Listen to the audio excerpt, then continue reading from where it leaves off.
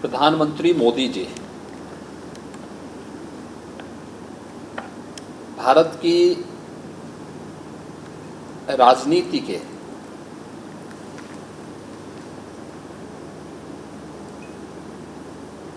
एक ऐसे चमकते हुए सूर्य हैं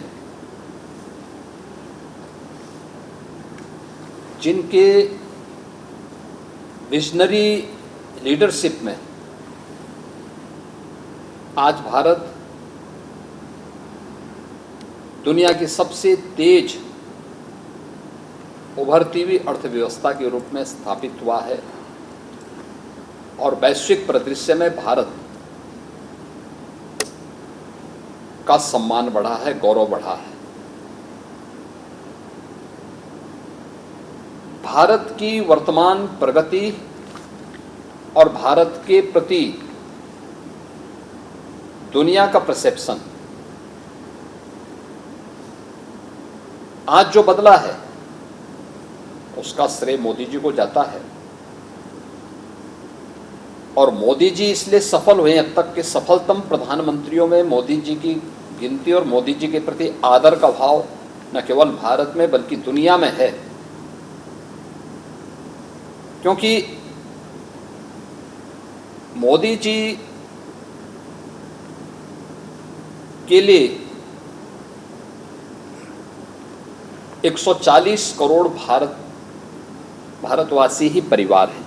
तो नेशन फर्स्ट, जब राष्ट्र प्रथम के भाव के साथ कोई कार्य करता है और वही जीवन का उनका संकल्प होता है तो उसके अनुरूप विजन भी वो देते हैं।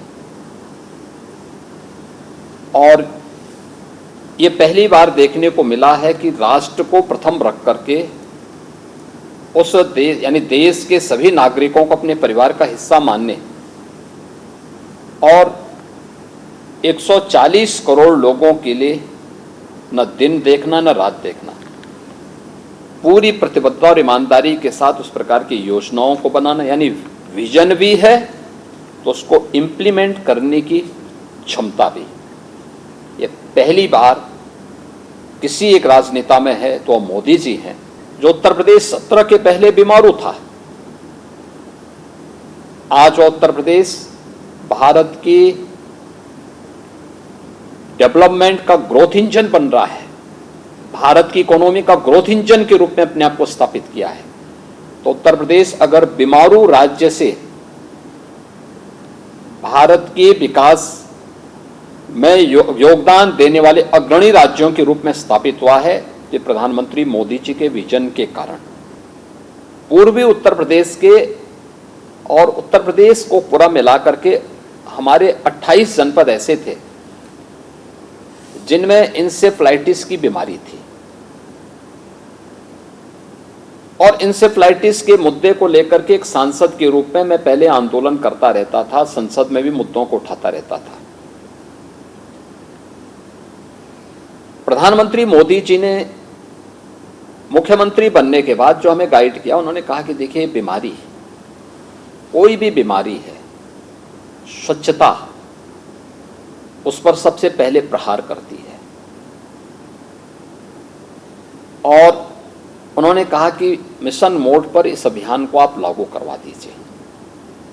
और मुझे बताते हुए प्रसन्नता है कि 1977 से लेकर के 2017 तक उत्तर प्रदेश ने 50,000 बच्चों को इस बीमारी से निगलते हुए देखा, लेकिन 17 के बाद मोदी जी का जो मार्गदर्शन था, उस मार्गदर्शन का परिणाम है कि इंसेफ्लाइटिस आज पूरी तरह समाप्त हो गई। ये सीजन था इंसेफ्लाइटिस का, ये सीजन हर वर्ष हजारों बच्चों को निगल लेता था।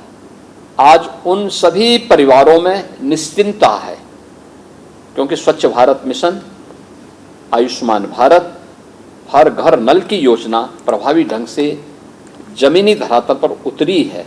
पोषण मिशन की स्कीम जमीनी धरातल पर उतरी है। आज परिणाम हमारे सामने है कि मोदी जी ने जो विजन दिया, हमने उतारा। आज इंसेफ्लाइटिस की समस्या का समाधान पूरी तरह हुआ। मुझे याद है जब 17 में मैं मुख्यमंत्री बना था और मैं नवंबर 17 में आदरणीय प्रधानमंत्री जी से मुलाकात करने के लिए दिल्ली गया था। मैंने प्रधानमंत्री जी से अनुरोध किया कि हम लोग एक इन्वेस्टर समिट करना चाहते हैं। प्रधानमंत्री जी जोर से हंसे और उन्होंने कहा कि इन्वेस्टर समिट यूपी में? मैंने कहा हाँ। उन्होंने कहा बैठो। उन्होंने कहा देखो भाई, ये चीज़ें आप ठीक करिए, ईज ऑफ डूइंग बिजनेस को ठीक करना पड़ेगा, इसी सेक्टर में रिफॉर्म करना पड़ेगा, लैंड बैंक बनाना पड़ेगा, सुरक्षा के वातावरण को और बेहतर करना पड़ेगा। इन चीज़ों को इस रूप में करिए और तैयारी जब करोगे मुझे बताइएगा, मैं आऊँगा। आप देखें आज देश के अंदर सर्वाधिक निवेश यूपी में आता है, ये उनके विजन के कारण। 60 लाख नौजवानों को हमने इसके माध्यम से यूपी के अंदर नौकरी दी है, रोजगार के साथ जोड़ा है। मुझे याद है 2017 में भारतीय जनता पार्टी का लोक कल्याण संकल्प पत्र बन रहा था। उन्होंने कहा भी देखो, यूपी के लिए परंपरागत उद्यम को इसमें स्थान दीजिए, यूपी की ये ताकत है और इसको उत्तर प्रदेश में हमें आगे बढ़ाना है। हमने 1 डिस्ट्रिक्ट 1 प्रोडक्ट की स्कीम भी उन्हीं के विजन से इम्प्लीमेंट की थी, जो आज उत्तर प्रदेश की सक्सेसफुल स्कीम है और ये देश के अंदर अन्य राज्यों के लिए भी एक प्रेरणा बन गई है।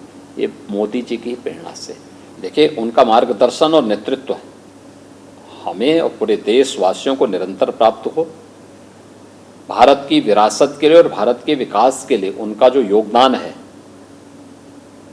हर भारतवासी इसके लिए उनका अभिनंदन करता है, प्रधानमंत्री जी को जन्मदिन की बधाई देता है और प्रभु श्री राम से इस बात की प्रार्थना करता है कि विकसित भारत की संकल्पना में उनका निरंतर नेतृत्व भारत को प्राप्त